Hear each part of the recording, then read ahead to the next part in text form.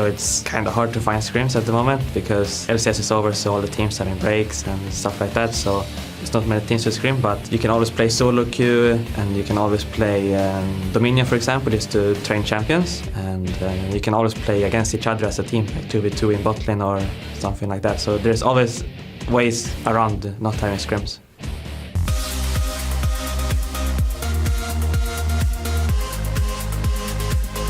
Welcome back, everyone. After that winning game 1, the Ninjas in Pyjamas hold a slight advantage over Millenium, but of course anything can still happen as we head into the second game of this best of 5 series. First person I want to talk about from game number 1, the man in the middle there for Ninjas in Pyjamas, Nukeduck. Went amazingly well for him with that Twisted Fate, finished up 10-2-4.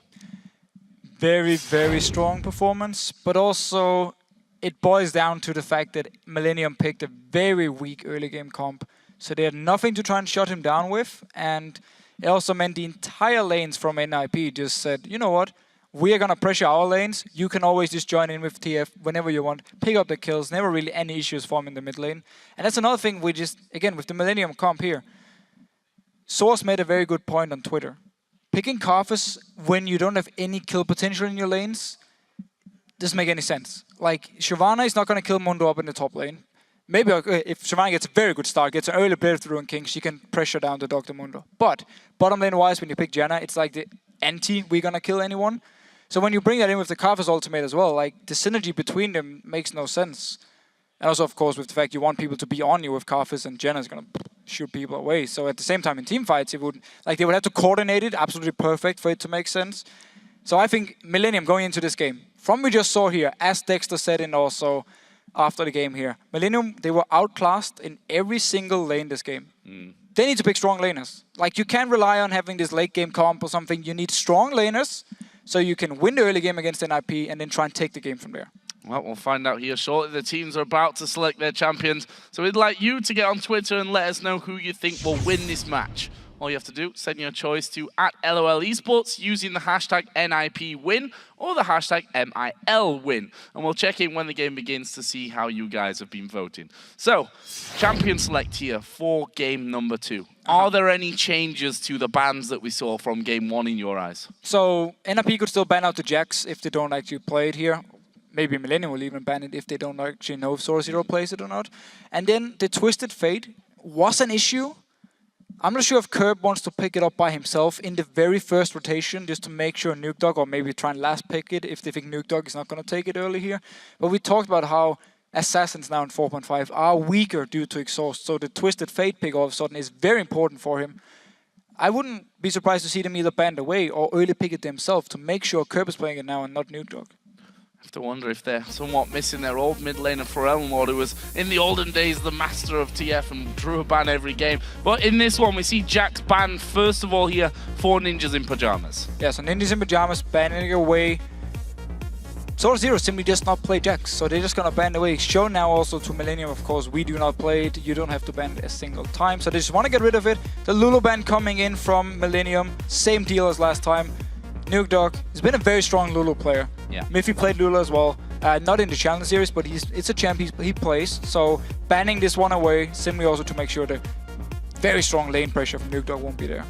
So what will they be banning out here for the second one? It's going to be Kha'Zix here. What a surprise. Yeah. Take KottenX out of the game. We saw the impact he had as Evelynn wasn't anywhere near the impact that Millenium need. So again, actually NIP could first pick this Kha'Zix if they really wanted to pick it up, but instead they want to just try and hurt Millenium. This means NIP now can either first pick something like Evelynn, can first pick an Elise, can even first pick Lucian as the last option for them.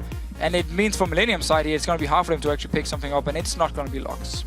Be very surprised if we had a first pick Lux at this stage. Twisted Fate was the final ban here for Millenium, so deeming that worthy this time around of taking away from Nukeduck after his performance in game number 1. LeBlanc, by the way, was also the final ban for NIP. And I think this TF ban here either tells two stories. First of all, maybe Kerp doesn't feel comfortable enough playing it, or they think NIP would actually first pick it because they ban away these potential first picks in Jax, in Kha'Zix, and they were like, well, what's left now to first pick? Obviously, they want something special here. Irelia, though, was left open. Banned away in the last game. Zorozero loves to play it. Been playing it quite a lot. If people saw Copenhagen games, he played it in a lot of the games there. very strong pickup for NIP. Always fun to watch a strong Irelia player as well, and we'll see what Zorozero can do with it this time around. That brings them Millennium's first 2 picks. Let's see what direction they're going to go. Already locked in fact, with Ryze there for Kevin, or for Kerp. Obviously that Ryze could be mid or a top lane, but definitely Lucian for Creaton. So again, Lucian for Creaton really wants him here. He's considered by many the number 1 AD carry because again, he is good in every single aspect of the game. Very safe, good wave clear, can push turrets very fast in the lane swap. He brings so many things to the table here. And then with Ryze, if it's going to be top lane 1, against Irelia here, he should be able to farm pretty well. It's going to be hard for Zorozero to actually directly shut him down unless he gets some help here from Hulberto. Ryze is a very strong laner by himself. However though, lane swapping wise, he's not the best. So next picks then for Millennium. Already got the Ryze, already got the Lucian there for Creaton. Last support pick of course was Janna. Didn't really have the strength they had in the early game. Well, let's be honest, there wasn't a late game to get to there for Millennium either way. Hovering here over Nami, I'd say Jree's probably the most, along maybe with Edward, the diverse support player. We've seen some weirder stuff out of Inzillion, of course, is one that comes to mind. Plays a lot of Blitzcrank in there as well, but it is going to be the Nami locked in for him, and they're going to take Nocturne almost at least in, switching the last second. Nocturne in the jungle here for KottenX. So switching around a little bit, it means for them they can have the Nami wave now as a follow-up when Nocturne engages in, so they can bring in some CC, of course, lock down a target with Nami. Very, very strong once you actually land both the ultimate and your bubble here. It's a lot of CC onto targets. Her early game in the lane is not the strongest, but the same can be said about Leona over here on the other side. So even if they do get a 2v2, both of them should be fairly fine. It can be very dangerous for Nami though, coming into the level 6 mark, where of course your mobility is very low and it's very easy for someone like Leona here to land the stuns onto you and you're going to be very squishy. So it could be a potential for NIP to shut him down. And one thing we didn't talk about, Evelynn was locked in for them here. They decide to actually go for this time, even though KottenX picked it last time, it didn't work for him. But that was mainly due to the early game pressure, the map control NIP got, all the deep wards here. If they make sure not to give Millennium the chance, the Evelynn pick could be very strong. Well, let's talk about these final 2 lock-ins here. Freeze had a brilliant game with Draven. He's going to have Draven again. We're going to see Nukeduck this time around on Zed, a typical Nukeduck champion. We've already talked about how Exhaust does a lot against this kind of champion, but what will they go again with? I asked on Twitter before this game, will this counter pick make it any easier for them? And they've locked in Soraka. They've got the Soraka, gonna bring the Exhaust of course to really shut down Nukeduck here. It's gonna be very hard for him to kill Soraka in the lane, and then you can see Kerp spamming away the Star Call, doing a lot of damage because of course Zed needs to get in the melee range to get all the CS here. Take a lot of poke from this Soraka, so very strong pickup from Millennium. The issue however comes in the fact that if NIP gets a good start, they will of course do the 1v1 split push they love to do here. Zorozero in one lane, Nukeduck in the other lane, then you have Evelynn roaming between the map here. You don't really know where she is. Oh, you want to start a fight in the bottom lane against Nukeduck. All of a sudden Hulberto joins in. You didn't expect it. Turns it all around here. Very scary for Millennium if they do fall behind. But team fight wise, straight up 5 versus 5. Millennium, very strong comp this time. They do need to go late game though to really shine, especially with this Ryze. Yeah, that Ryze really pumped up there, and everything stacked up that needs to be stacked up. Also very interested to see, I mean, if you think about that last game, NIP showed Millennium how you ward against an Evelynn. Millennium only really needs to try and copy that this time around to keep Hulberto out of the game.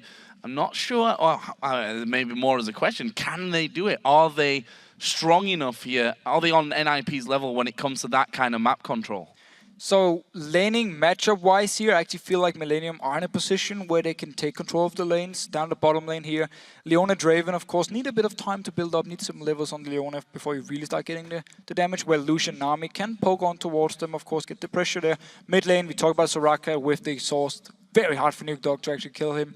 And then top lane-wise, okay, Ryze won't be the one to just destroy his lane and shove you or push you out of it, but he will do, or should do fairly well against this Irelia. So in that case, yes, they can actually get the wards in if they manage to do well in the early game. So here we go then into game number 2. Ninjas in Pyjamas 1-0 up against Millennium. Just 2 wins away are NIP from the LCS Summer Split, a position which No, they probably feel by now is rightly theirs. They've done so well in Challenger. Maybe a bit of underestimating KMT happened to them before, but they're not going to make that same mistake twice. Or so you would definitely hope as an NIP fan. Millenium right now stacked up around the red buff. NIP, more of a line setup. And there is the vote. 89% for Ninjas in Pyjamas. That's swinging even heavily in their favor since the LOLesports.com vote at the start of the game. NIP though needs to be careful going in towards this jungle of Millenium, because with Nami, with Ryze here, there's a lot of CC you can chain onto a target. And Soraka level 1,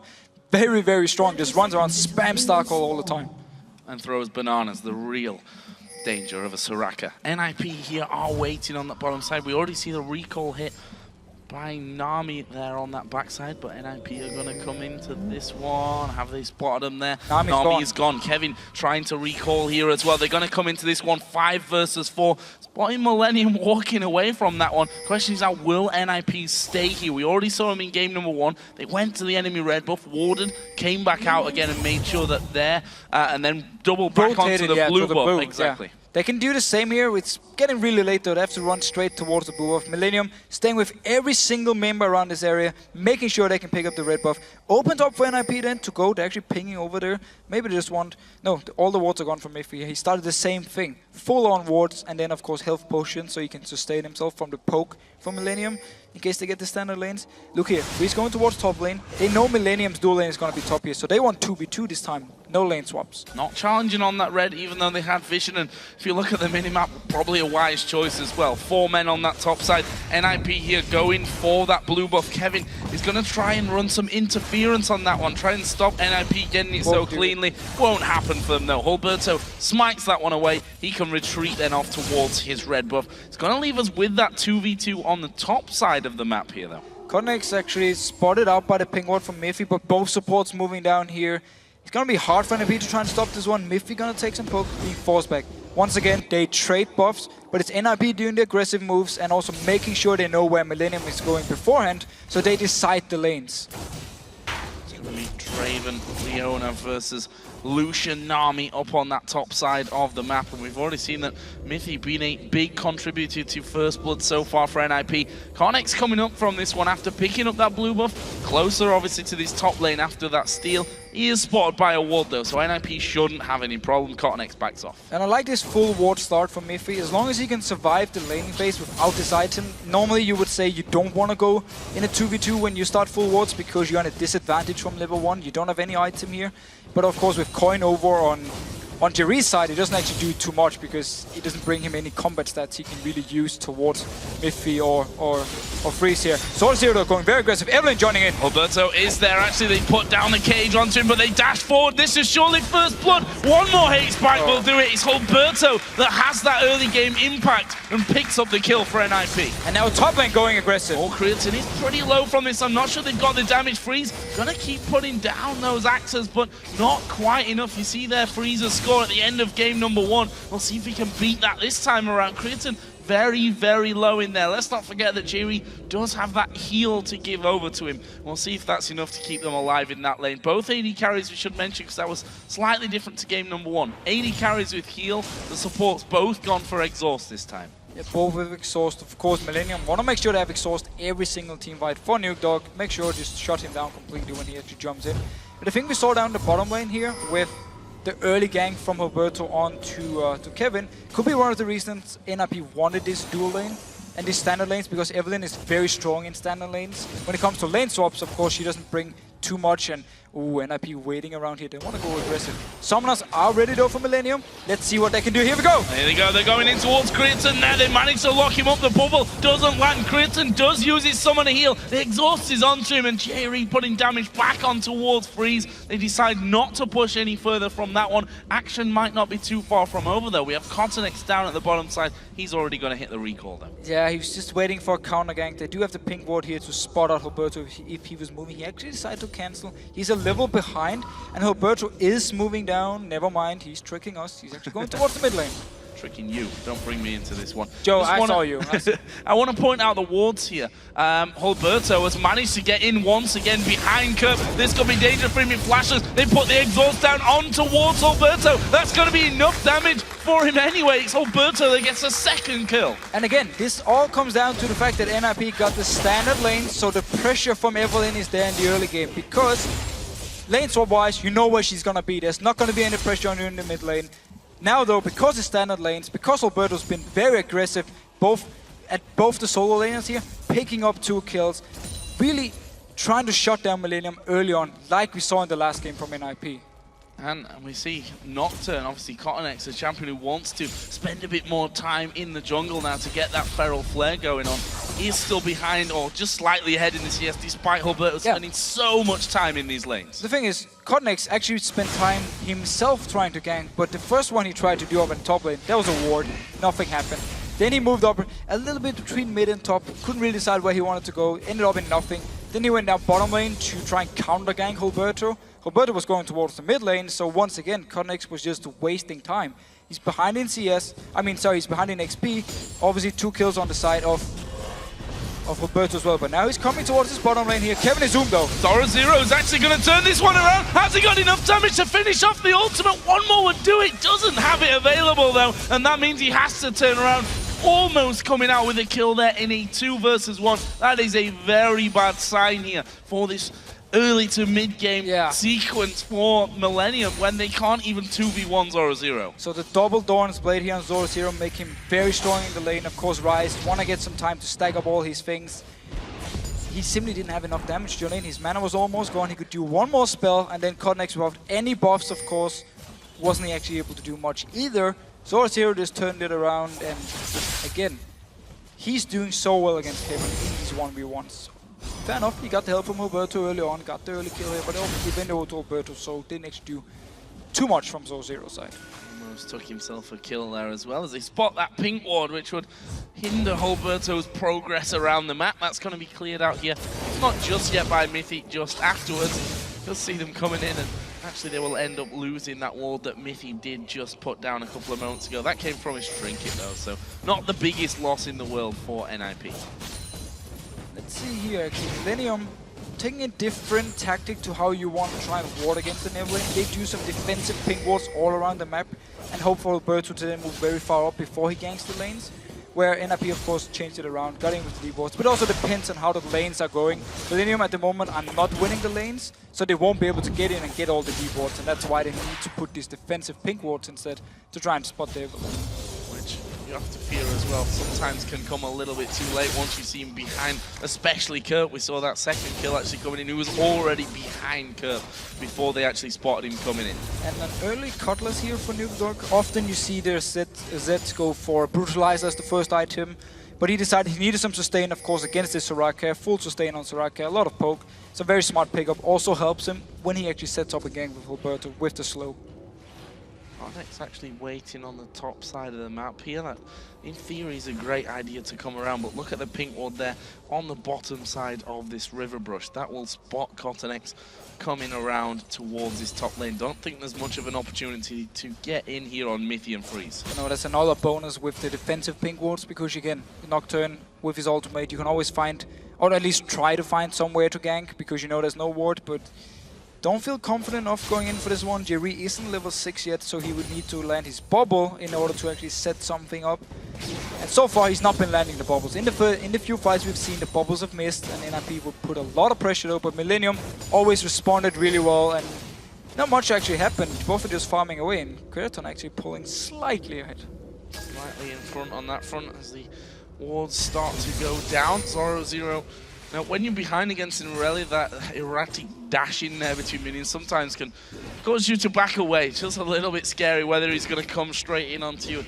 Kevin does back away. Also, because of the presence of Hulberto, they're getting rid of another pink ward that Millenium had in that area. But this means KottenX now can go towards top lane. They know Hulberto is not nearby, so they can go very aggressive for this one. No chance of a counter gank because they spotted him.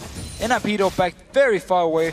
Miffy with level 6 as well, so NIP could actually pile a lot of CC onto them, and now they spotted KottenX, so NIP moves towards the Dragon. Spot the jungler, do something else. Dragon, though NIP started, nobody's nearby from Millenium to try and stop it. And with that, you have to say NIP come out on top of that little game of spot the jungler as well, picking up that first Dragon of the game. That's going to increase their gold lead, which is 2,000 gold here, 10 minutes in after getting those first couple of kills. Definitely going to plan once again for them. This mid lane, as you said, a little bit of shut down the Zed with the Soraka. NIP doing a fine job there, and Nukeduck in particular, 83 to 74 CS. They've just stolen a blue buff away, and they instantly get those deeper wards down with it. So the early games from Hulberto helped the solo laners. They are the 2 lanes being ahead, and of course the 2 lanes NIP wants to have, or wants them to be ahead, because they're going to be the split pushers going late. And again, they did the same thing they did last game here. Zorozero will push the wave all the way up to the tower of Kevin, force him to stay there and farm, and then they just take an objective. First the dragon, then they move towards the blue buff. Kevin couldn't move away because he needs to pick up this CS, otherwise he falls too far behind. And with Ryze, of course, you want to get your Rod of Ages as fast as possible now, so you got the 2 items stacking up. At the moment it's only the tier, and he's far away from the Rod of Ages. And Zorozero freezing that lane as best as he can underneath his own tower, as Hulberto is finally going to spot that pink ward. It's been there for a good 8 minutes, I think we can say by now, as they move off towards Kerp. Gonna steal away that big Wraith. Hulberto will be happy with that. And the pink ward taken down. They're gonna get the other pink ward that's down. Oh, maybe not. I think they will end up going up there. Hulberto is on his way up, and there they do. Trinket ward, spot that one, and will take it away. So 2 pink wards taken down on the top side of the map. That basically opens things up quite a lot here from NIP's side. We saw there that KottenX did just ward inside of his own jungle as well, so he's really feeling that pressure. It's simply because the ping ward was nearby. Oh, wave coming in by Jree here. Misses freeze though, backing out. KottenX was nearby, wanted to join in with his ultimate. However, though, the ward he put in his own jungle, simply because both Nukeduck and Hulberto was in there, cleared the ping ward. They have no vision of them running out. He's like, I'm not gonna face check Evelynn and a Zed. Luckily for him, didn't happen anyway. Both of them did walk away, but look at this, Hulberto again headed down towards that bottom side of the map, and once again he will actually be finding himself another pink ward that was put down earlier on to stop him having that impact on this bottom lane. And whilst that's stopping him actually ganking, he's also forcing Millenium to buy a lot more pink wards to invest into this one, and also with the ward gone, play a lot more safely. Especially the play safe part is the annoying thing when you're against Evelynn, because the thing is, when you're in vision of her, you never know if she's gonna join in. She can do it so fast. Even your green wards do absolutely nothing unless you get them in the deep in the jungle. So that's why, of course, getting these ping wards down is so important for NIP. Opens up the map. However, though, Kerp bought a new one, and Kevin actually had one down in bottom. Got cleared by Zorozero again, though. Yeah, that's a difficult thing for him, especially when Zorozero is keeping that wave so close to his own turret.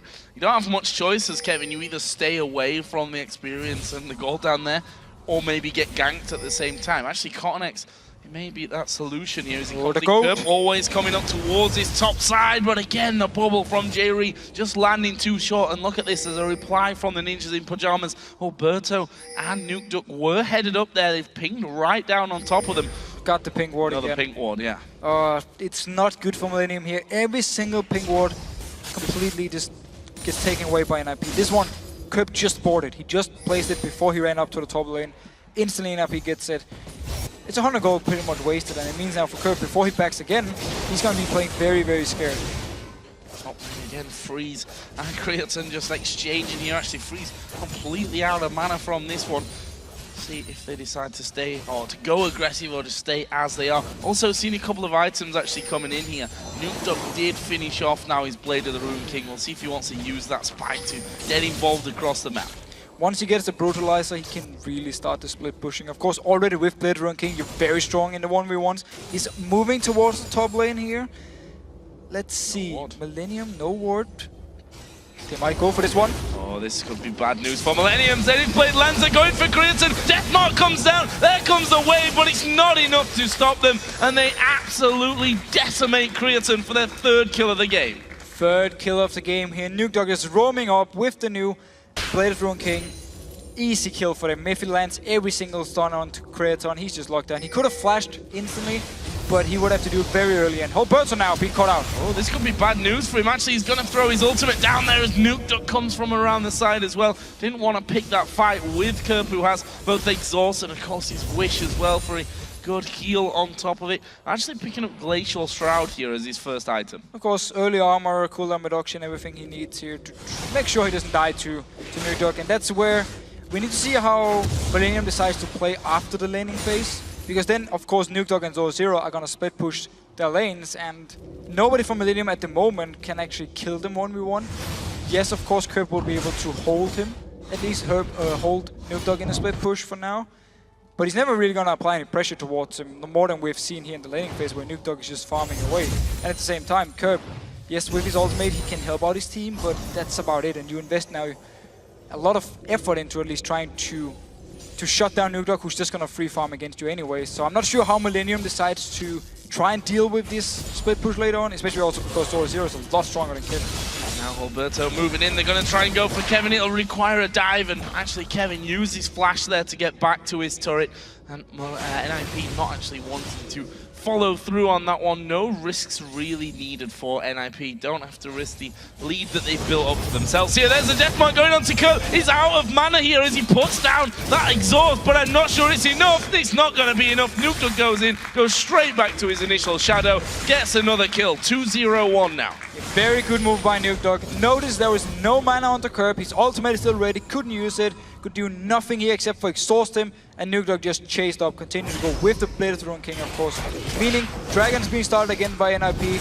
Nukeduck gonna join in. Zorozero is actually in the base, but teleport is ready, so he can come in if something should happen. Doesn't look like it. Top lane though, the bubble lands. Bubble does land. The tidal wave gonna go afterwards as well, but they're not taking too much damage from this one. Exhaust goes down. They manage to lock up Creaton. The damage massive as a wish comes in as well. Now we can see a double teleport. Nithy is going very, very low. Actually, Zorozero cancelled his teleport, and that will be the first kill of the game back for Millenium.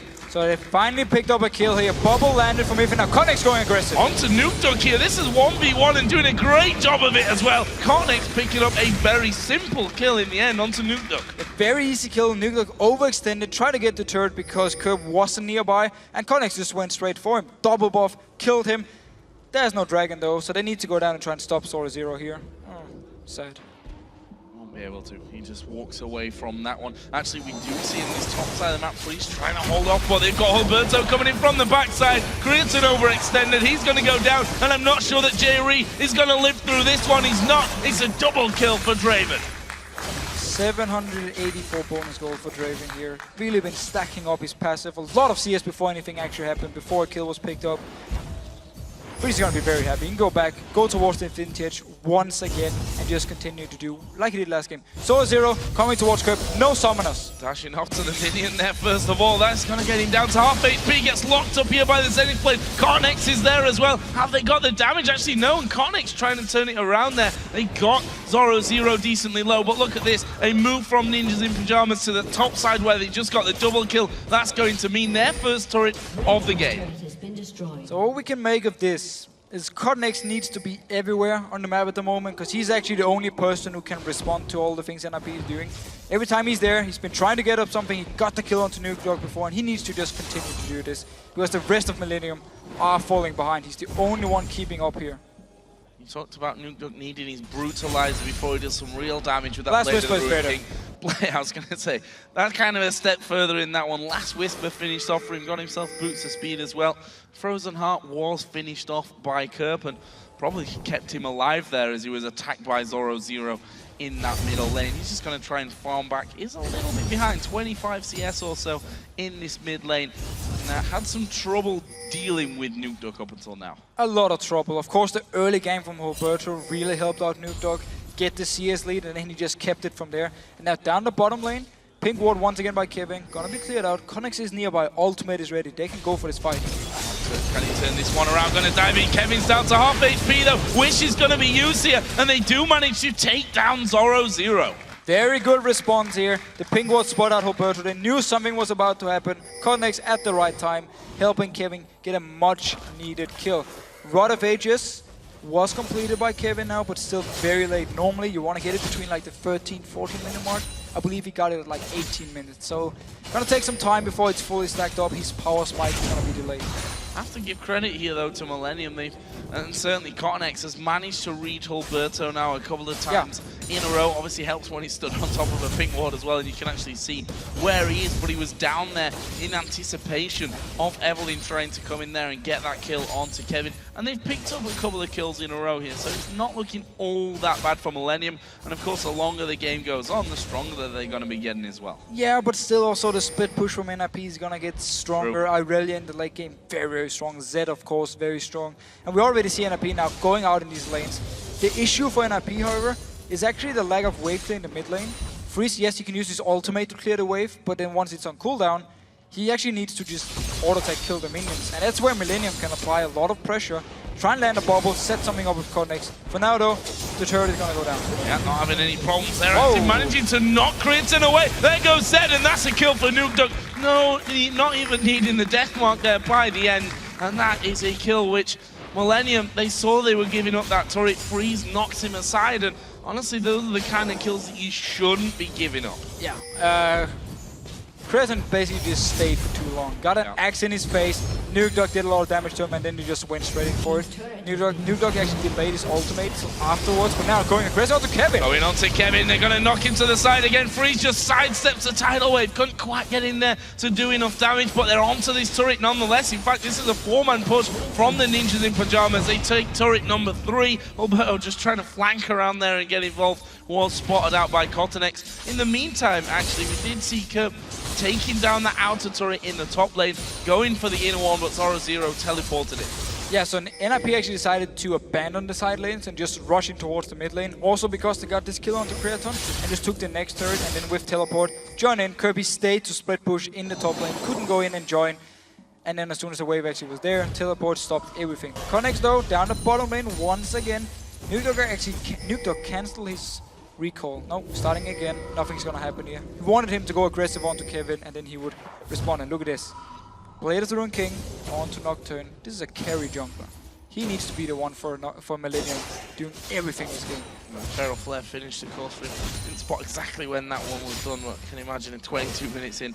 That's been done for a little while. Meanwhile, Kevin, now Ryze to be not the biggest split push master in the world, but he's going to be able to push down that lane with no one else there to really stop him and take the second turret of the game here for Millenium. Meanwhile, we did see Nukeduck down there. He recalled, picked himself now up that brutalizer as well. Yeah, going down towards the bottom lane. Kevin recalls now. Teleport is ready. Sorozero is on cooldown, so they could try and set something up here. Seems like he just want to return to the bottom lane. Hulberto is there again, trying to set something up, and Sorozero going aggressive onto Kerp. Doing a lot of damage here. Early wish was used. No, it wasn't. That was just his heal. That's how much he heals for himself there. Now with that needlessly large rod in. Either way, it doesn't matter that much. And Ninjas in Pyjamas, they've got deep wards by the blue up. They can see if anyone's coming in there. They're going to take a free drag on Millenium. Unable to do anything about that. And the dragon domination that Ninjas in Pyjamas have had continues in this game. Continues, and now a lot of damage onto Creaton here. Miffy, there's the ultimate. Caught out completely, but they've got Nocturne coming into it. There is a tidal wave to knock him free, but Hulberto comes around the side. Can he get the kill? He does get the kill, and they have to back away. Miffy is now the target here for Millenium. Can't see him walking away with Kevin around the side. It'll be a double kill for KottenX. Absolutely fantastic bubble from Jree. Landed onto all 3 members of NIP here, otherwise KottenX would have died. He's very squishy, remember, but the bubble stopped everything. Kevin joined in, picked up the kills. Millenium is doing a good job trying to respond here. Look here, first freeze. The single target damage of Draven we've talked about before, insane. KottenX though, again at the right time, joining in. Hulberto, then notice the bubble here from Jree. Oh, that is beautiful. Let's just leave it here for just a few seconds. Like, that is beautiful. Kevin, of course, teleported in behind him. Join in, 2 kills. Millenium responding. That bubble, man. 2 for 1 in the end. Yeah, you know, we talked about the Nami bubbles in the earlier game. They were trying so hard to get Nocturne involved in that duo in the top lane, but the bubbles weren't landing, and without that initial bit of CC, they weren't able to follow up there. That's the kind of bubble, though, that can change how games go. Still a big gold lead. We can't really argue with that point here. The Ninjas in Pyjamas sat about 6,000 gold into the lead, and Hulberto now having a look into the jungle. Not sure he really wants to challenge Kevin, though. He's got a level over it. What I like actually what NIP is doing here with swapping the solo laners, so you put Zorozero up in top. We saw him before when he had to fight against Kerp. He couldn't actually kill him, but still he can stay there and farm. Nukeduck, it's hard for him to kill Kerp as well. That's why they're moving down to the bottom lane, where Kevin is, no exhaust. In a 1v1, Nukeduck will be able to kill him, and that's why NIP want to keep him here for now. But it's also why we see Millenium putting a lot of effort into keeping members around in case a fight should break out. Yeah, actually that Freeze going a little bit different on his build path this time around. Last game, of course, it was Bloodthirster into Infinity Edge into Last Whisper. This time around, he's gone Bloodthirster, Last Whisper.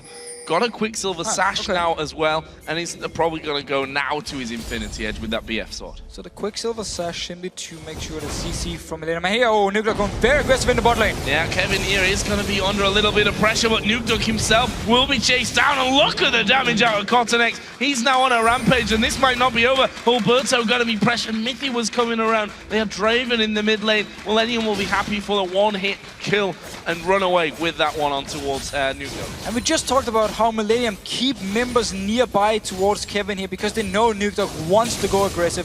He went in, instantly turned around. Ultimate was used from Kerp, and of course KottenX coming in as well, doing so much damage, but Kerp now in trouble. Yeah, I'm not sure that he's even going to be able to get much heal up in this one. We see that he's just locked up with everything from Mithy, and they move up, take the turret, get a kill, and just back away.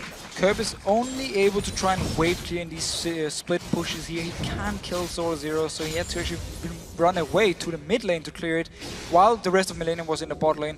Easy turret then from Millenium, good rotation, he stayed on.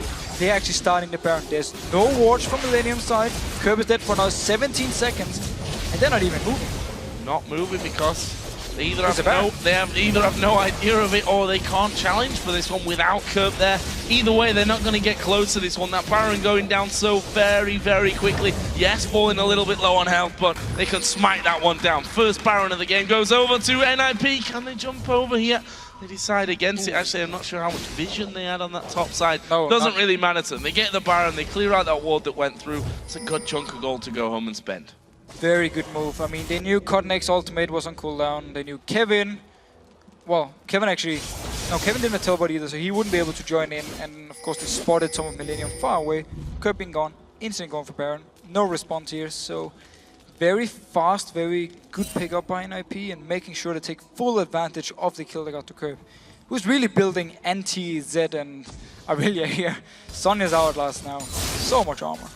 Sonya's with that frozen heart. Actually, there's 2,000 gold for Zorozero to spend with that Irelia when he does finally head himself back home, which he has just done here. And he's going to finish off the Randuin's Omen. All good on that side, and actually picking up a pickaxe in there as well, so getting a bit more damage into that build that he's got going on. It's a 7,000 gold lead here currently for NIP. Yeah, and who's gonna kill him? I mean, Soraka is not exactly the one who runs in and just instantly bursts you down. She needs a long fights here, and he's also gonna focus so much on just trying to push down these towers, so the extra attack damage is gonna do a lot for him.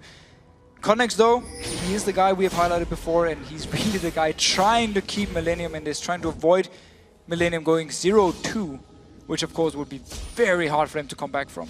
We said it earlier on that he's done very well with Kha'Zix. Not really impressed us with any of his other champions, but this one may be a different performance from him. Already at 4-0-1 trying to get into Zorozero, but he got stunned up straight away. Actually, Deathmark there onto Kevin. They can pretty much just heal that all back up with Kerp hanging around. But NIP looking like they want to at least pressure, maybe force Millenium to back away from this inner turret on that bottom lane. Of course, the last inner turret that stands on the map for Millenium. It's very hard for NIP to just siege down a tower. They don't really have any champions doing it well. They can dive onto Millenium, but that's risky against all this armor, against the Soraka, of course, the CC from Nami.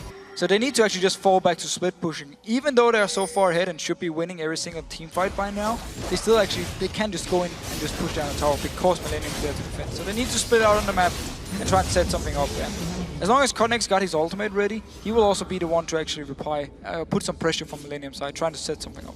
And also that making the forcible defense there from Millenium on that inner turret also basically gives them a free dragon to just fall straight back onto. Got the wards down in the jungle to see if they were being chased through as well, and that was the 4th dragon of the game that's been killed. All 4 over to NIP, of course, with that Baron. So doing a really good job of those big global objectives once again.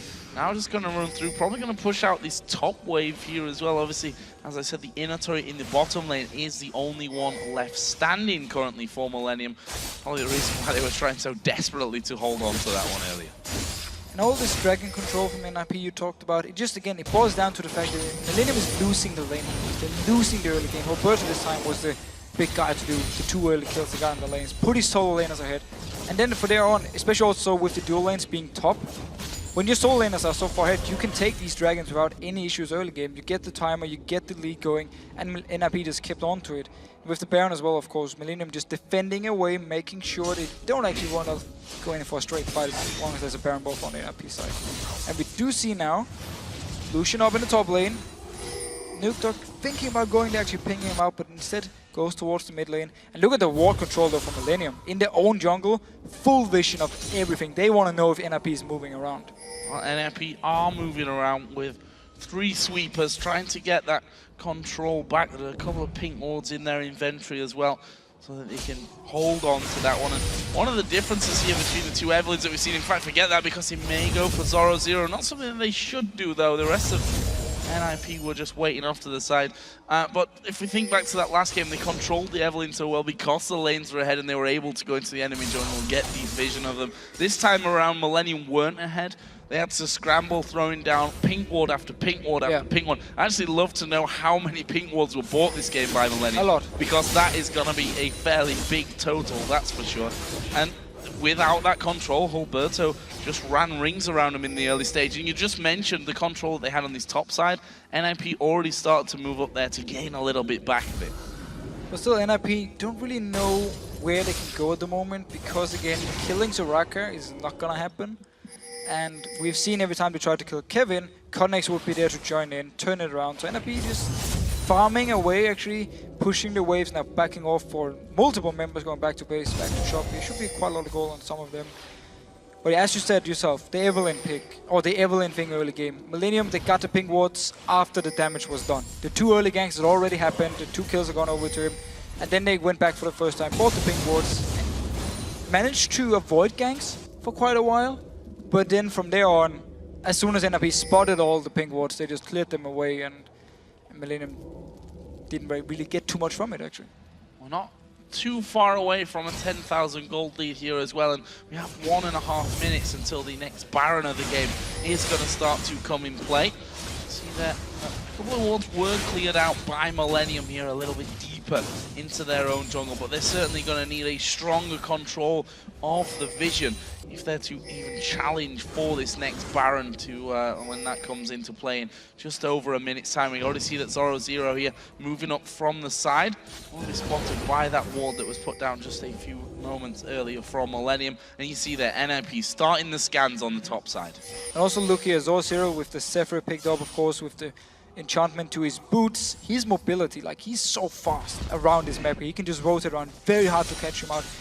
KottenX needs to spell shield the stun from Zorozero when he goes towards him, otherwise there's no chance the fear is even going to activate. And even if it do, with the tenacity from Irelia, with the Zephyr of course, it's going to be very hard for him to lock down Zorozero for a long time. And then he's so fast he can just move around the map, so while he won't be able to kill someone like Soraka, Millenium, it's going to be very hard for them to even kill him, so he can just stay there and farm.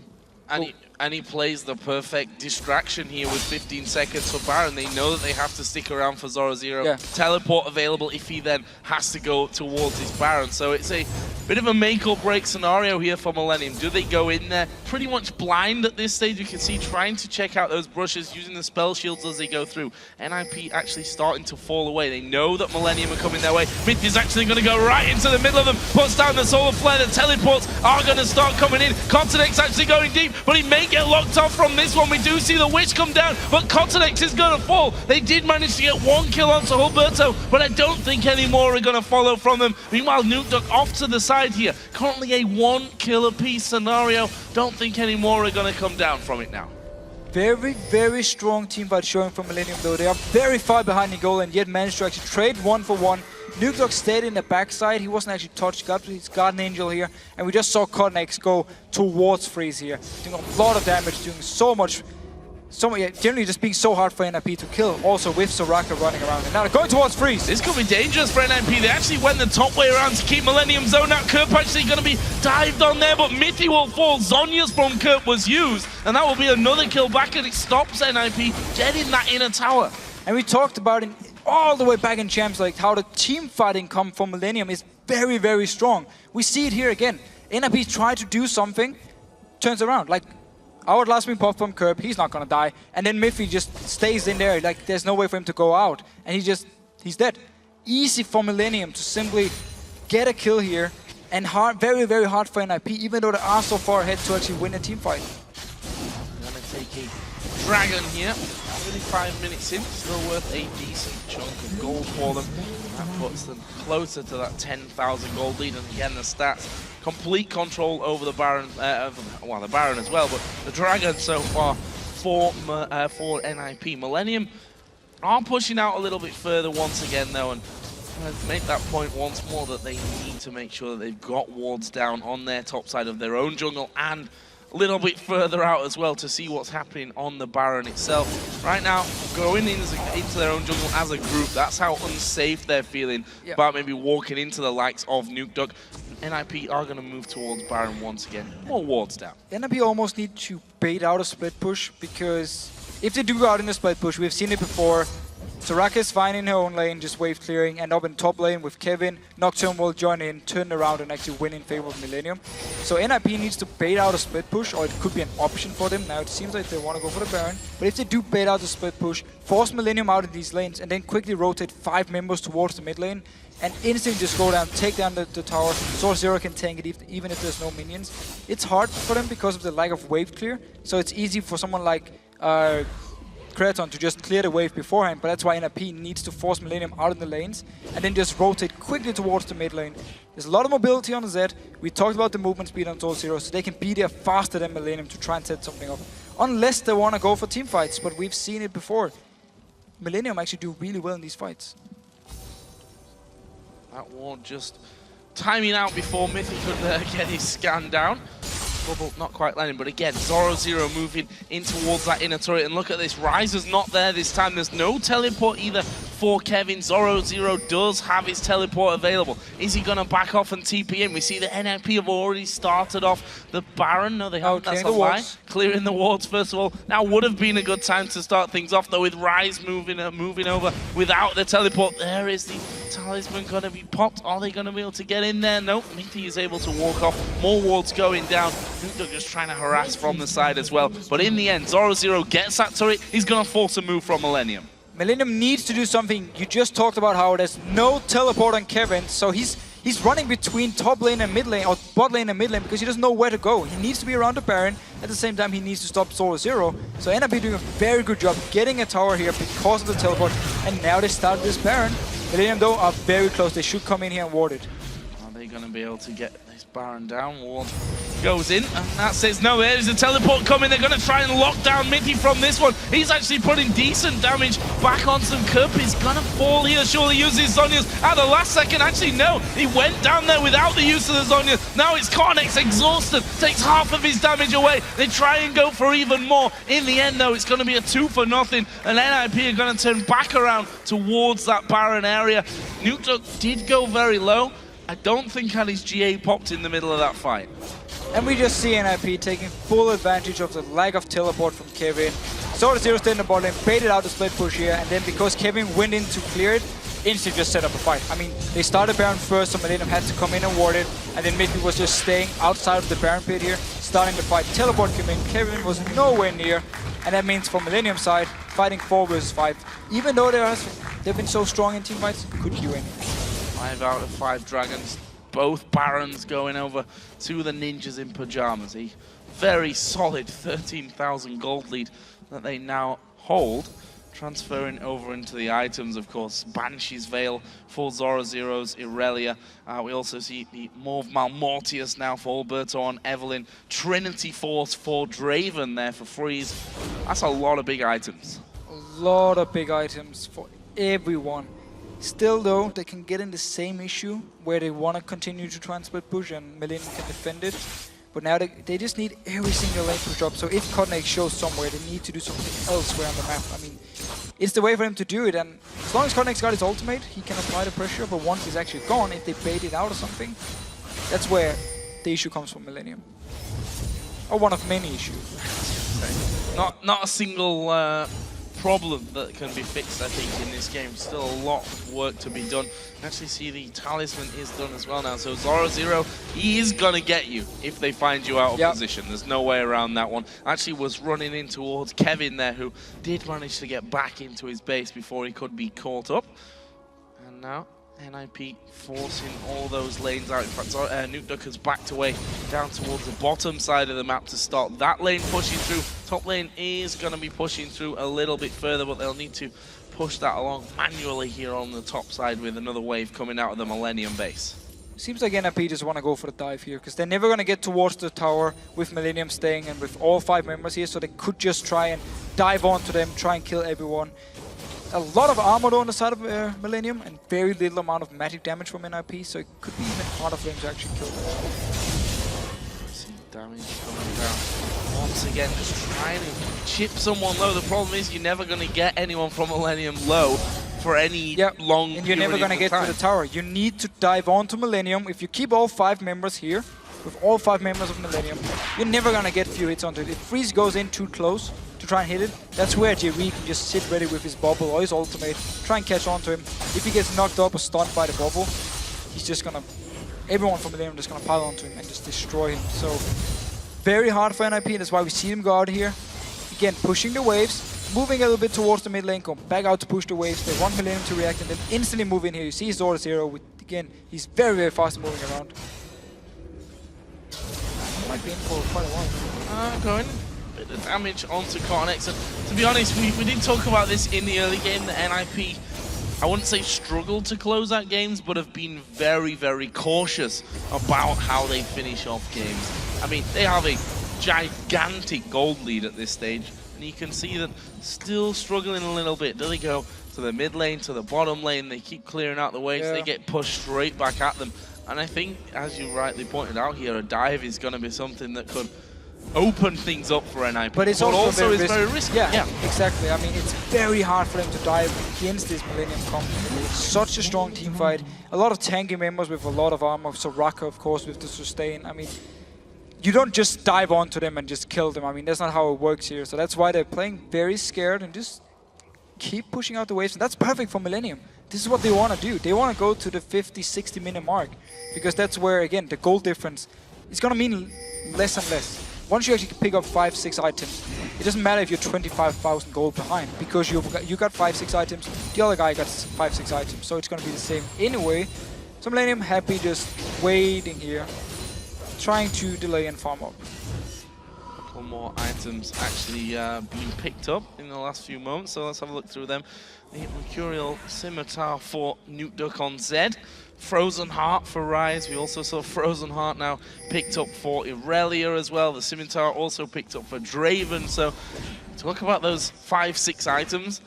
NIP are already in that scenario. Yeah, and that's why they need to try and take the advantage they have now and not wait 10-15 minutes. Even though they might lose a fight or something, they need to try and do something, because get to the 10-15 minutes more in. Millenium will be getting their last few items, and then the goal lead means absolutely nothing, and that's where it becomes really hard for NIP to do anything.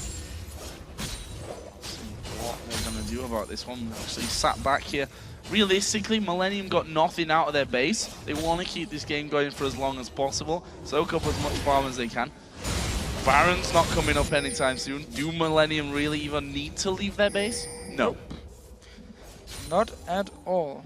Happy just staying here and farming. NIP clearing away on Freeze. Obviously he wants to sell these boots now as the last item, pick up a Zephyr by himself. That's gonna take quite a while though. He just picked up, or just upgraded his Q as before, so still a while before he can sell his boots. But still, farming away. Nothing's gonna happen for at least 1.5 minutes here, because NIP are waiting for that next Baron. Don't care what they'll say about this one. That's exactly what they're doing, setting up this 3-man. And Millenium don't care. And Millenium don't care, of course. Why would they ever risk now walking out? They know that that Baron's coming up, you know, roughly in that 1.5 minutes time area, and they've got no vision out there. They're gonna face check, and if they lose one man here, then it's over. They don't have any wards, but they picked up 2 scrying orbs, which is very smart here in the late game. So they can use them for the vision when they want to go in and try, if they want to go in and try and stop the Baron. Use the first one when you walk in, use the next one on the Baron. So very smart pickup by Millenium. And they obviously know we're not going to get any wards in this jungle pretty much for the entire game now. Well, we'll see.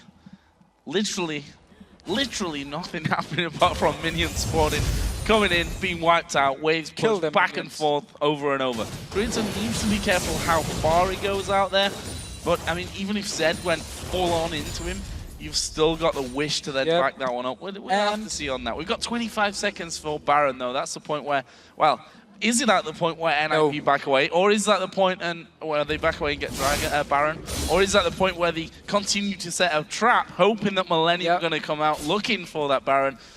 No, it's not. Thank God they are backing away towards the Baron to pick that one up for a third time. Well, Millenium, twice they gave up the Baron for NIP, twice not really anything happened with it. They don't want to risk going out here in an open team fight. They're just going to stay in the base. We don't care about you getting the Baron buff now. So, not taking any chances. Quicksilver Sash on to Creaton, of course, so he can use it if Nukeduck decides to go onto him. Cleanse the ultimate from him, so he's not going to take the full amount of damage, making him even harder to kill, of course, combined with the Soraka, with the heal from Nami, with the Mikhails from Jree as well. It's going to be hard to kill these targets. And now, third Baron buff for NIP. Last time they picked up 1 tower with it.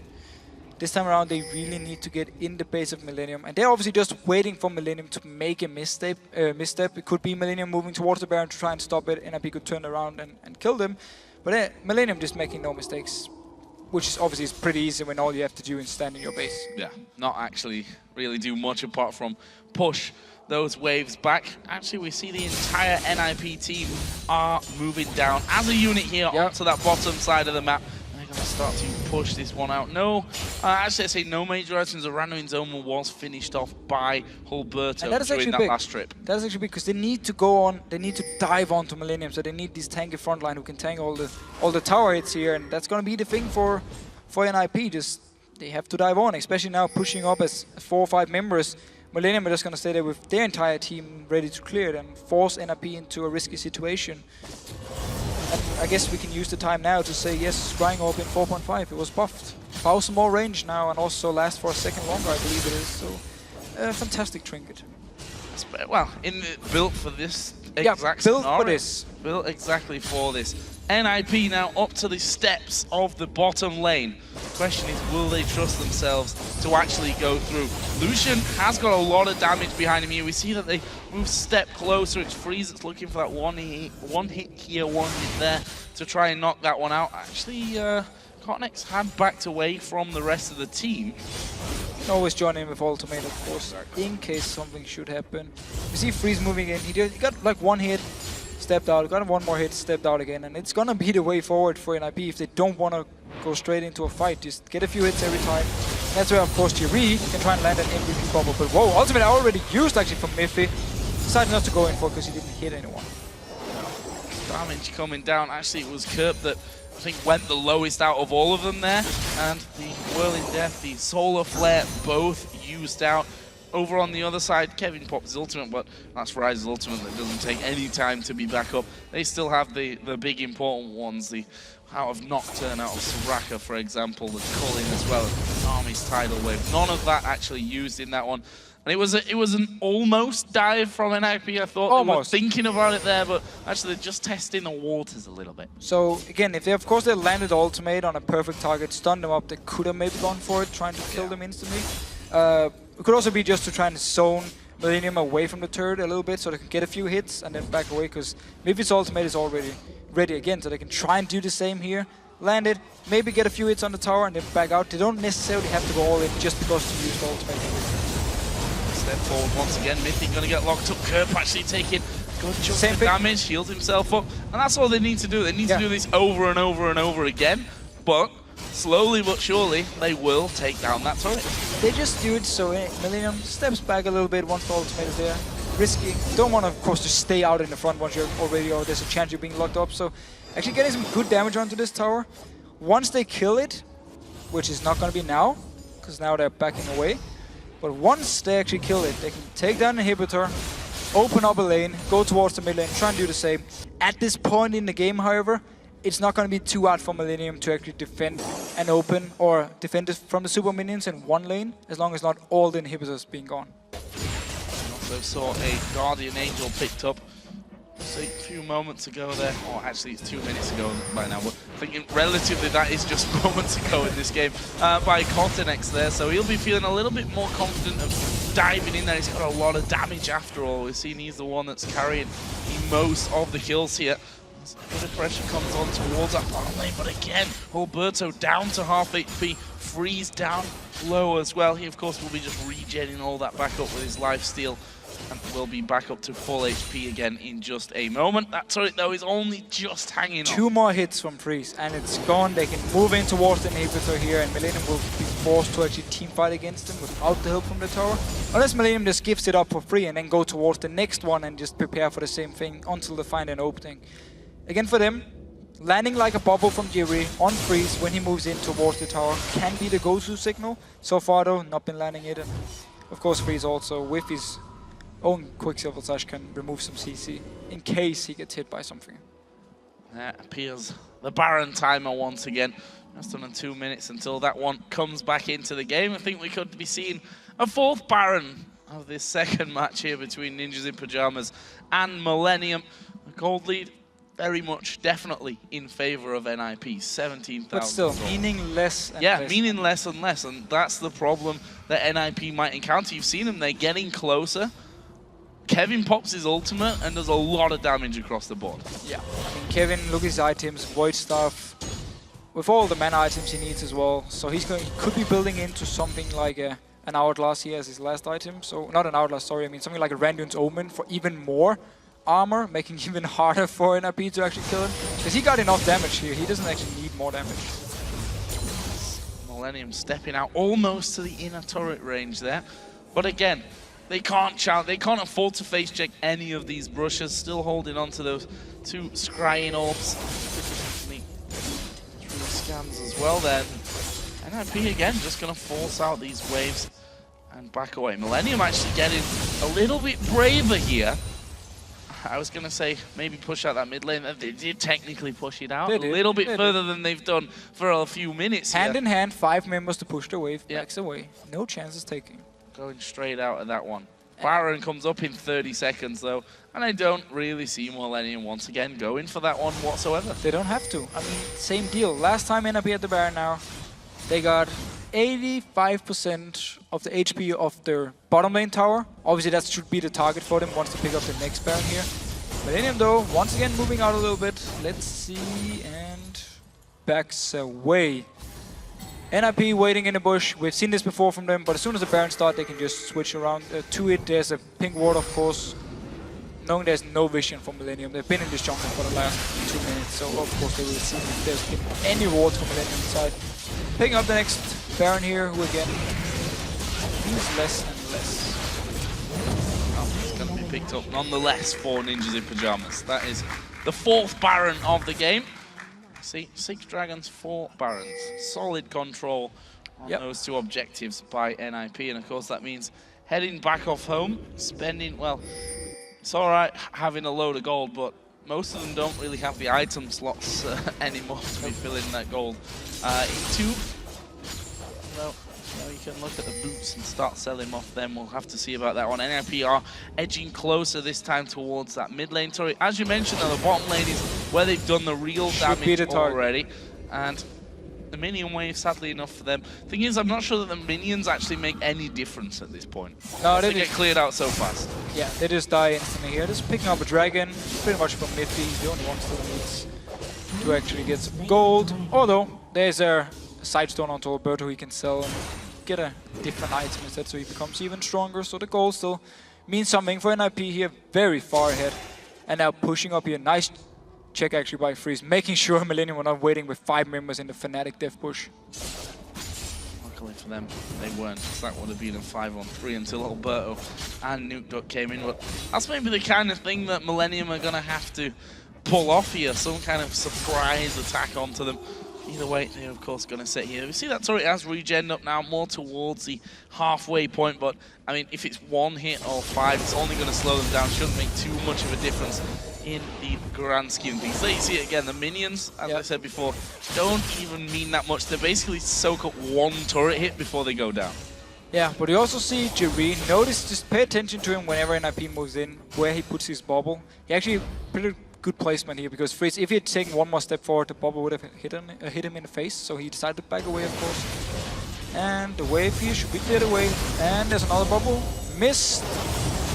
No hits from NIP onto the tower, just staying fairly healthy for now. Freeze needs to get in there and just get a hit or 2. Actually, they're going to catch out Kerp here. He uses his Zonya straight away, and the ninjas in pajamas turn back around. The culling coming out. Good damage from Kevin as well. And, well, that was a lot used. I say it was a lot used by NIP. It was, again, Freeze and Mithy. Yes, Sorozero did put a bit of his damage down. On the other side, Creaton used the culling. Again, Kevin used his, but that's Ryze back up in just a second. Anyway, actually, good damage and catching Zorozero there. Ninjas in pajamas go back. We did see all the damage from Millenium here. That was only the culling from Creaton and then all the damage from Kevin actually onto NIP, and Sorozero was down to 50% already. Like, there's a lot of damage onto them, so they had to back away. Of course, instant cleanse onto Kerp from the Mikels from Jree, so he could stun his Outlast. No chance of him going down. And, oh, dangerous signal actually for NIP. They're trying again. Well, they threw in that Solar Flare. Didn't land onto anyone. In fact, NIP took more damage, I think, than what they gave out in that one. And we are looking like we're going to see a couple of recalls here from NIP. No, we're not. We're just going to see Nukeduck head back in. In fact, that wave has pushed out all the way onto NIP's side of the map. That's how long I think they've been in there, considering Nukeduck pushed it up to the steps what feels like a couple of minutes ago by now. They should just keep Nukeduck in a different lane, like in the mid lane, keep the 4 members in the bottom lane, and then let him just push up the wave every single time. Let him go in, get a hit or 2 onto the tower, and then shadow out. Do the same thing with Freeze in the bottom lane, because if an engage should happen from Millenium, Nukeduck will be able to very quickly move over here, join in. Of course, his vision is going to be blocked, but still, that's the chance you actually have to take, because at the moment, Millenium, whenever a fight is about to break out, they actually do a lot of damage in return to NIP, and NIP needs to back away.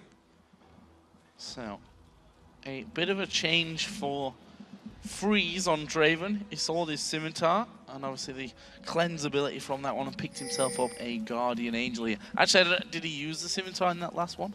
I don't even know. Yeah. Possibly did, and is now going to have the cooldown on it and take the GA for the next bit of siege in action for sure. We can see the NIP here. I feel like I've got deja vu at this stage of things. They're getting wards down on the top side of the map. They need to push the top lane though. They're just waiting for... I'm not sure. They need to push out the top lane, need to push out every single wave. I'm not sure why Millenium would move into the jungle here. Oh, they're actually going towards the tower. Going for it, and I'm not sure that Millenium can react fast enough to this one. I think this is going to be the first inhibitor turret of the game coming down. The bubble came through, but they do manage to take an inhibitor turret, and it takes a bit of a sneak push through there from NIP to get that one done. They're pinging that top lane now because they want that to start pushing through as well. Yeah, so ignore what I said here. The reason actually they wanted to keep the top lane pushing was so Millenium didn't expect him to be nearby, because then obviously NIP would go out and push out the wave. But because they didn't, like, Millenium was like, they are down towards the bottom side, no chance. And then NIP just instantly rushing in, getting down the tower here. And we saw how little minions actually mean at this point. I mean, you just rush straight in 5 members, instant kill the tower, nobody drop low or anything. It's a very good move, and now inhibitor is open. Could be the target for NIP. Still need to be careful in these team fights against Millenium. He's just sold out his boots now and picked up that Zephyr, so he's at full max build. Has been pretty much for a while. I think he could have afforded that before. A couple of wards coming down. We've seen Millenium at a further point on the map than they've been for what feels 20 like minutes. About 20. I think it is actually 20 minutes. Not that it feels like it actually is 20 minutes in this one. Baron. We've got another Baron coming up though. And then Dragon afterwards. The 5th one. Yeah, I mean, they're coming up at the same time here, so I'm not sure what NIP are really gonna want to do. You know, split between it at this point. They're probably gonna take both though. That's for sure. There's a very high chance at least they get both of them. Seems for now though, don't want to try and rush in for the inhibitor, pushing out the top wave. Millenium actually pushing up in the mid lane here. Oh. This is a different approach, but what I feel like is they're going to get rid of this wave and then back away from things. I may be wrong. No, they continue. Because the tower has gone to top lane now, they don't actually just want to wait in the base, they want to try and move out. They're actually going to get the vision control now around this area. Never mind, there was no wards, so the sweeping lanes actually hit nothing. However though, no vision from NIP and Millenium here, they can actually be caught out. Hulberto's top. They've actually shown themselves here. Nukeduck going to put down some damage. They're going to go for freeze. The calling comes around the side. Good solo player comes in there. They're going to focus on towards Mithy. The wish was used. KottenX actually having his GA pop. Mithy goes low. Didn't actually fall. There's another big heal. They've gone for Nukeduck. He's got the GA now. Down. And the ultimate from Hulberto comes in from around the side. Nukeduck jumped back in. He died to Creaton in the end. That's a 1 for nothing. Mithy's still there. Don't think Kevin quite had sight of him just around the side. Millenium might walk over for Baron. They're gonna go for Baron. They could go, yeah. Kevin gonna recall. Teleport is ready. Very, very good move. There was no wards in this area from NIP because they never expected Millenium to move out of their base. So they just stayed there, waited. Hulberto went for the top lane, and then meanwhile 4 members of NIP pushed up the mid here, and they just collapsed onto them. And again, we see the team fights here, how hard it is for NIP to kill anyone. They got KottenX, but he had the Guardian Angel. He came up, instantly got healed, and then Nukeduck was just... he pretty much couldn't do anything, like in the fight. He went in, instantly killed him, and then the second time he came up just did the same thing. NIP had to back away. And they got 103,000 gold. But it doesn't actually mean anything anymore. I was going to say, it could be 103 million gold, but you only have those items that fit in your backpack, which right now I see Ravenous Hydra actually picked up for Nukeduck. He sold his Guardian Angel and picked up a Banshee's Veil in there as well. Did anything else change? Hulberto picked up He sold his Elder Lizard, yeah. Picked up a Thorn Mail here. So keeping the Side Stone, keeping the Vision. It's becoming more and more tanky, but he doesn't actually need to think about, well, of course you want to stay alive as long as possible, but his damage is non-existent anymore. Same goes for the rest of NIP actually, like Zorozero and Freeze are the big damage dealers now. Of course, Nukeduck can do a lot of damage, but it's very hard for him to get in and do anything. And then you just want to have Hulberto being like as tanky as possible to try and survive. But Millenium now in the driving seat, moving up here.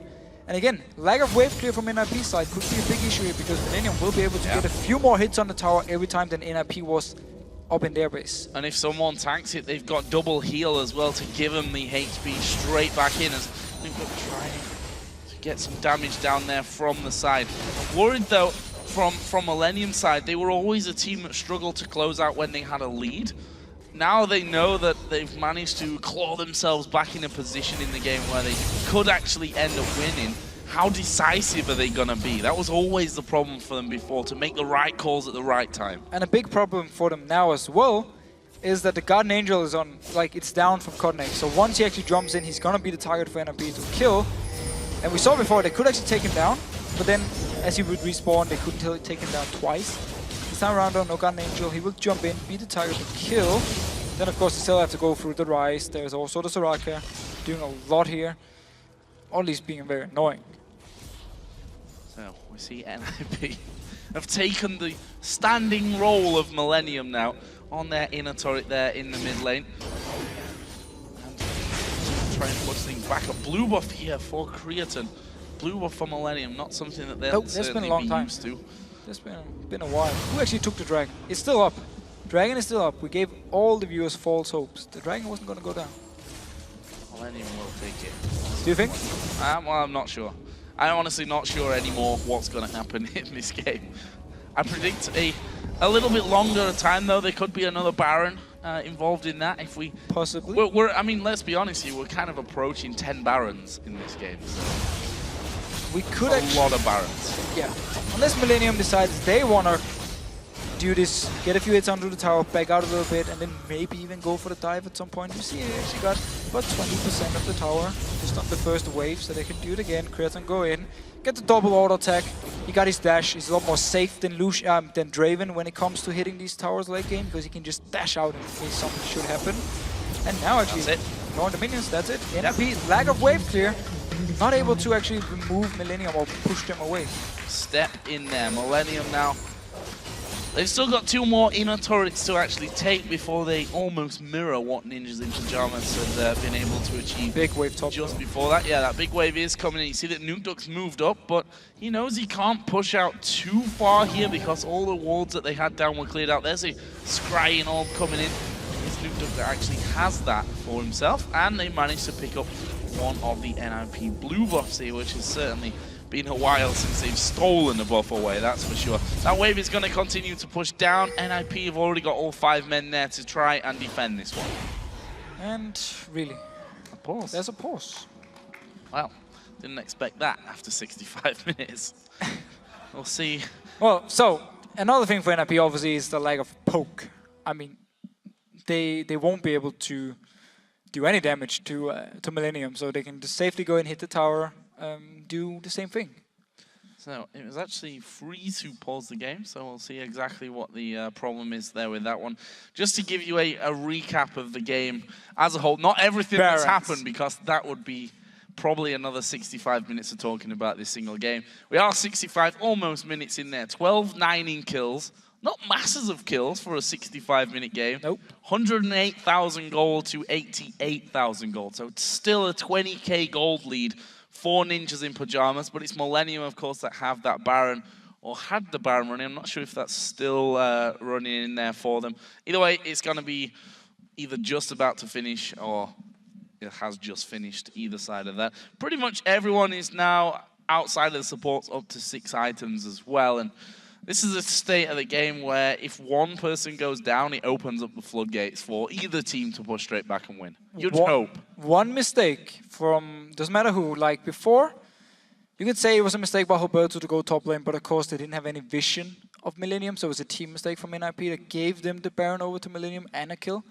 And also, again, made Millenium actually be the aggressive team now. So one mistake as a team or as a player, and everything can just be gone. The game can be over. And trust me, as a player, when you're in these very, very long games, it is so hard to keep your focus going. Like, mistakes will happen because you can't just sit and focus for over an hour, like full focus, full try hard onto a game. And when it lasts for this long, you get to the point also, especially for NIP here. I mean, they can definitely get to the point where they start, I would even say, getting mad because of the fact they were so far ahead and they didn't use the advantage they had with the split pushing, and KottenX did so much work against them, so he just managed to shut down the whole split pushing part, and they stopped doing it and ended up doing nothing for like 20-25 minutes because they didn't feel like they could do anything.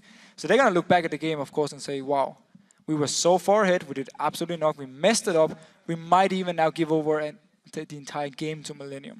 Yeah, and imagine if they do end up losing this game. That must be pretty soul-crushing to go through an epically long match where you were stood on the steps of their base for so long and still end up losing it, knowing that it's now 1-1 and you've got to win another 2 games to go through.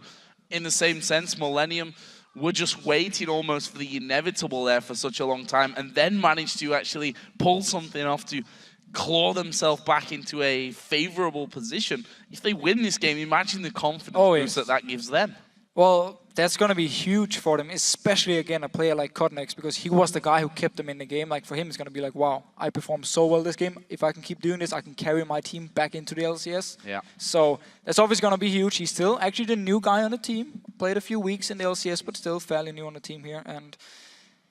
But again, for NIP, they had the chance to win this game over half an hour ago. Like, they were so far ahead, they could have split push it out. They could have played better around the Nocturne, but they didn't. And instead, they just gave up on the entire split push when they still had the chance to actually kill someone like Kevin in a 1v1. And now, of course, Kevin is not going to die from it. Meaning, we got what we got. Good news, everyone. Pause is over. We're back into game. 65 minutes in. Millenium are pushing down towards the inner turret. Actually, they've gone in here. They're going to go for Kevin. That's some good damage for Hulberto. Once again, getting caught out. He will actually flash away as the calling does come through. If we look at the health bars, Hulberto, the one that took the brunt of the damage. Everyone from Millenium, even if they did take damage, they have since then been healed back up.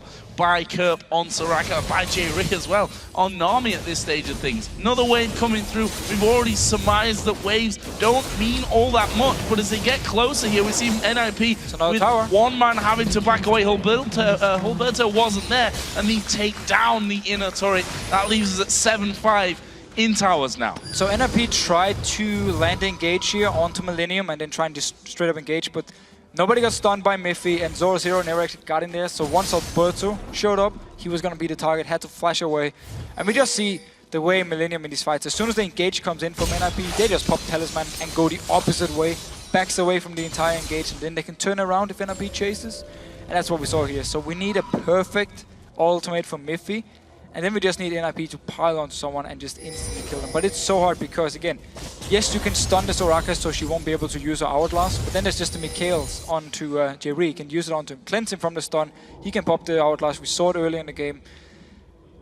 Honestly, I mean, they might even want to try and land the stun onto someone like Jree, because he's actually the guy who can die instantly. I know it's not ideal to kill the support at this point, but the Mikhails onto yourself, I believe it actually only heals you against the stun, so he could be a target for them, but obviously you don't want to invest so much onto the support. Such a tense game at this point. Millenium there just going back to shop, and we're now going to be getting back involved on things. Pushing down this middle lane, onto the steps of the base. We've got 50 seconds until Baron number 7? 5 for... No, 4 maybe for NIP? I think number 6 it's 5 to 1. Is it? I think it's the 7th Baron.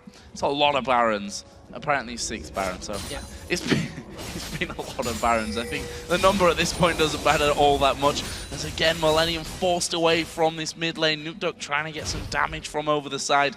That Baron is coming up in 20 seconds, and I wonder if NIP actually want to fight for this one. Well, they kind of have to, because when they're just waiting, Millenium always gets some hits on the tower. It's just a matter of time before they will take them down. So NIP, they're actually forced to try and fight. Where NIP, of course, or Millenium before, they could just turtle pretty much and just farm away, extend the game. And now once again, ward coming in from Bergström, not doing the same mistake as earlier. Second ward is there, cleared as well. Millenium staying around this area here. None of the teams actually got really good vision control. Nobody has a ward on Baron, so it could be started very fast by one of the teams. Or you could go for the top tower. They could go for the towers here, and that looks like the plan from the Ninjas in Pyjamas. Zorozero going through. Actually, Nukeduck is clearing the wave itself, so they don't go for the same tactic as before, which was just rush straight on towards that tower, kill it down as quickly as possible. Kevin went over there. He's got teleport, let's not forget.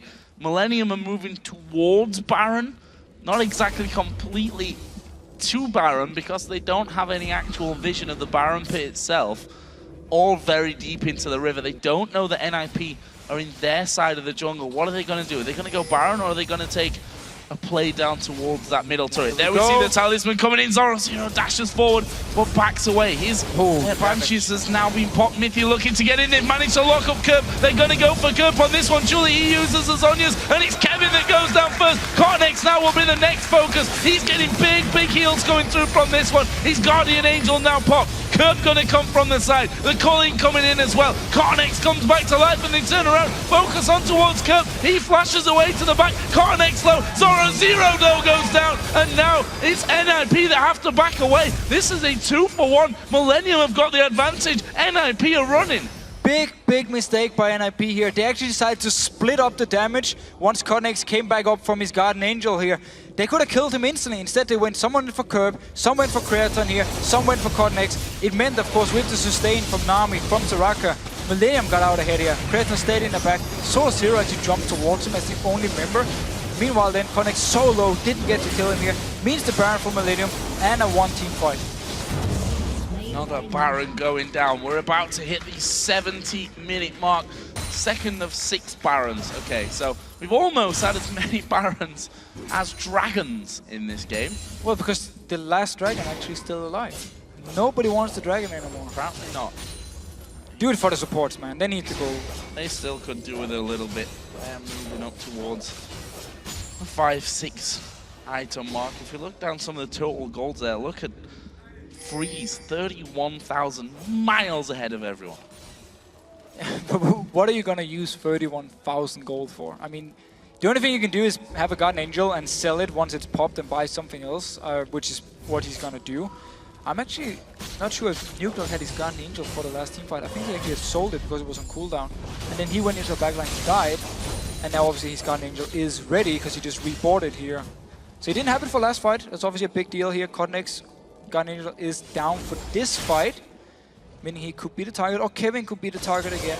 With Sonya's though, it's gonna be hard to kill.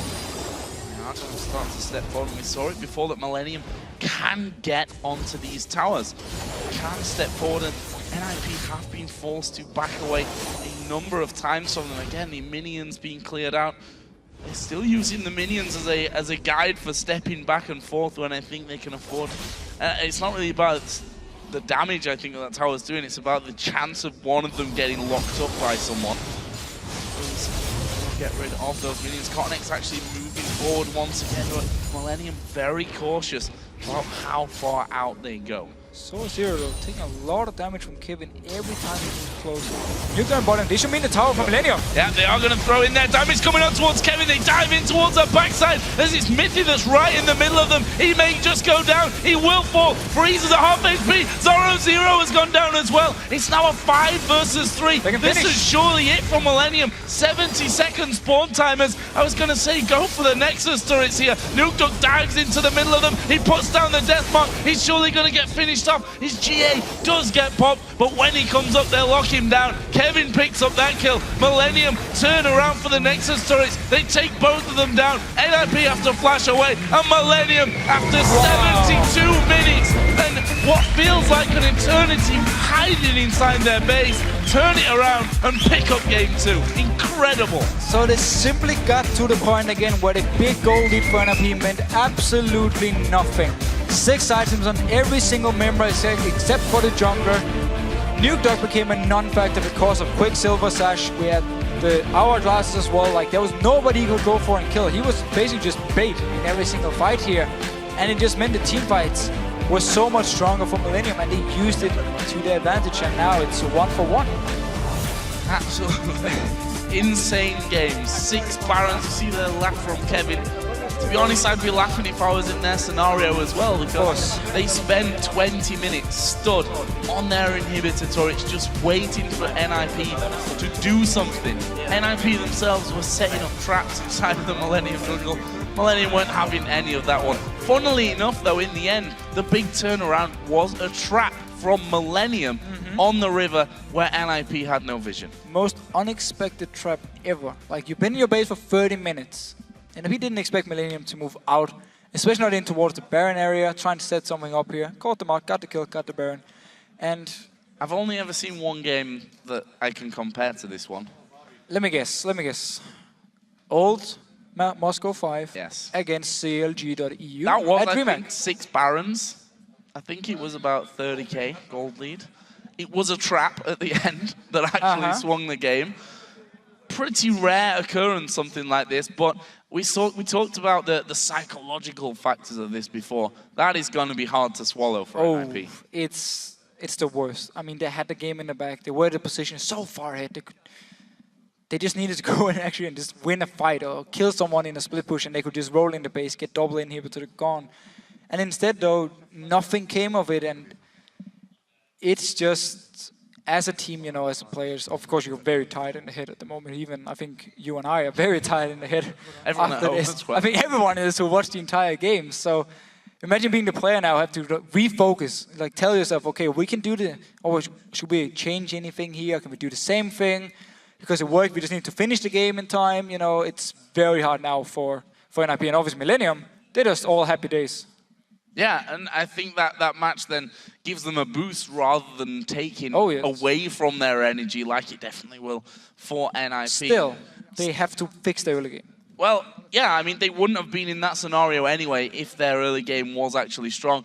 Okay, Ninjas in Pyjamas, you can definitely argue, didn't capitalize on this lead that they had. They let this game slip away from them. And funnily enough, in the pre-game, this is what we were aiming for in our talk about Millenium, that even when they get ahead, they struggle to close out games. NIP have just shown us a bit of a masterclass in how to do that. There's at least a lot of maybe we can do this. No, never mind. Back away, back away. Maybe a little bit of this. No, never mind. And in the end, it gave nothing. And that's when you lose. Well, we're going to check in again with Shocks, Demon and Dexter, who I'm sure have got plenty to say about that last game. Indeed, we do. Thank you very much, Joe. The comeback from Millenium in this one, and you called it the Soraka pick coming out there, which paid dividends in the end.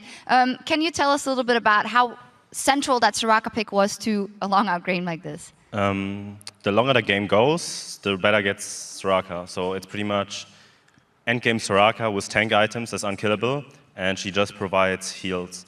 And the reason why you don't build to AP is because of her passive. Like, her passive works with, for every 2% missing health, her heals get 1% more effective. So if you have a late game tank like Ryze, who has like 4k HP or something, you can heal for 700 basically when he has like low HP. And the fact that they had Ryze and Soraka together, they had enough magic shred from the E from Ryze and the Q from Soraka.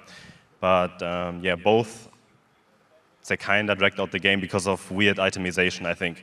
And Soraka should have went full tank with like Randuin's, Ninja Tabi, and a Thornmail. Then the game would have been over much earlier, I think. And talking about obviously the long game, we were talking off air. It's because the Irelia was picked into the Ryze. Yeah. Obviously, big advantage for Irelia, but Ryze just has to farm. Yeah, I think NIP did a really good job of calling the 1-on-2. And they wanted to have the Irelia with Ryze matchup because Irelia smashes Ryze so hard. Like, Zorozero had perfect CS at 15 minutes, and Ryze was like down 60 CS, I think.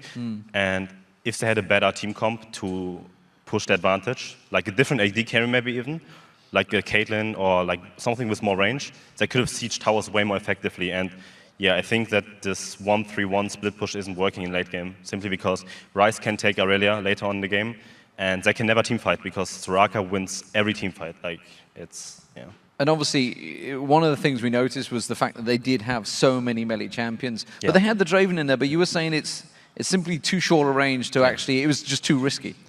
Well, Draven can't do anything simply because he gets Ryze rooted instantly and dies. Like, one WQ with a Soraka silence, he can't even flash out or heal or something.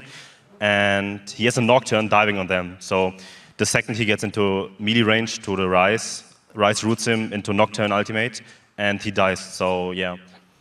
You talk about the Ryze and the Nocturne. You were kind of talking about how it isn't actually that good of a combo because Nocturne needs all that farm to stack up his Feral Flare.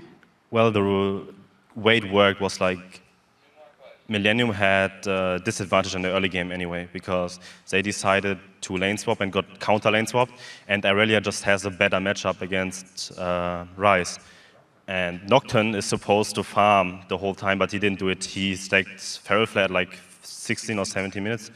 But yeah, I don't like Nocturne and Ryze together simply because normally as Ryze you want to lane swap, or you get lane swapped on, and then you just deep freeze for like 20 minutes and farm up. And yeah, that's how I don't like this two picks together. I think if they had a different top lane instead of Ryze, like a Renekton, then it might have been a shorter game actually. And obviously, they're now all equal, 1-1. Yeah. It was a very long, drawn-out game, mentally draining for these teams. You called it game 1. You said they need to pull out Soraka. Well, they did that in 1. What are they going to do in game 3? Okay, the problem is, even if they don't get Soraka, Millenium plays Ziggs, and Ziggs has the same effect. He can stall forever. So as long as Alternate keeps picking late game comps, and NIP is not changing their style of 1-3-1, then I think we will see another 50-minute game again. Well, that would be fun, wouldn't it? Yeah, absolutely. Best of 5 games, all 70 minutes. I'm all for it. But for now, we're going to check out where you guys at home, because at the start of today's show, we asked you to let us know which of the teams in the summer promotion tournament do you think would perform the best in the next LCS split and why. And here's what you had to say. First one is from @Federico0. Definitely NIP. They've been looking really strong and, to use a CLG term, has the roster with the most potential, and game 1 coming out very strong. Here, not that good, but still a very solid team all around. A lot of irony that they did use the CLG term, CLG EU maybe that term, but they are a team that do have very strong laners, but they seem stuck in their way.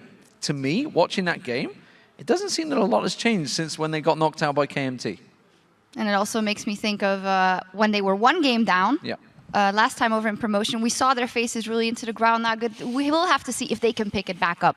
The second tweet is from @WormheadVG. I think C9 Eclipse will do the best. They have been destroying in the challenger scene. And well, and the Copenhagen Games just falling short. They of course have that new jungler coming in, which has made a very big difference. Yeah, I don't know whether you're too aware of Ko. Ko Yeah. made a big difference on Cloud9 Eclipse. However, because he's still 16, he's not old enough to play in the LCS, not old enough to play in the qualifiers. This is a big problem for them because they've not actually won anything without him. So they got to the quarterfinals when they were using the previous jungler. Then I got Santorin in, who they just got to the finals of Copenhagen Games, but he just doesn't seem effective as Ko. Ko is a fantastic jungler in Europe. Yeah, I think Ko is really good too. He is very talented, he's young, and he will play LCS in the future for sure, but I honestly don't think they can beat support crew without their jungler, simply because Mr. Rallis is really good. Like, he's talented too, and I think if he has a good day, he can just solo carry the game. And yeah, C9 is good too. They have like a lot of help from their analyst, Charlie, and they play a different style to the C9 and NA, and I think that might help them a lot actually going into this game. But on the other hand, I think support crew is, even if they're like a relegated team, they're still good. So. I want to stick on the Cloud9 term because Cloud9 Tempest also play EG in North America. How do you see that one? They're also really good. Yeah, C9 is also really good in the NA scene. Like, they have Altec, the AD carry. He is also young, like 16 years old. And yeah, they're also really good. So all the young talents bursting onto the scene. The last tweet is from @MertRuzo. LMQ, everyone has incredible mechanics and they play with a confidence which have not many LCS teams have. And I gotta say, just in the challenger scene, LMQ all over. LMQ is good, yeah.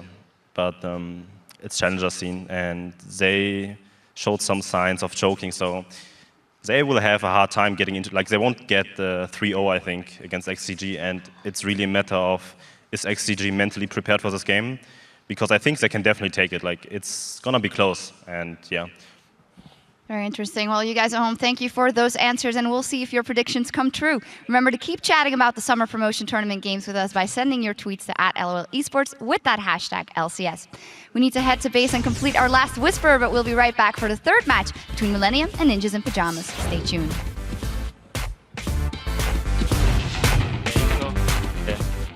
Nice. I have it. Nice! Raven kill. Raven kill. BG. I'm tipping. Go on, freeze. If you come here, Kotten, I can heal you. I can heal you, Kobe. Healing Kotten. I slow him. Good, I'm dead already, guys. But make me proud. Lucian's out of the fight. Go for Soraka. Soraka. Go for Nocturne. I'm going for Creaton. I'm back. Okay, back. I will back, I think. Yeah, that comp. But we are...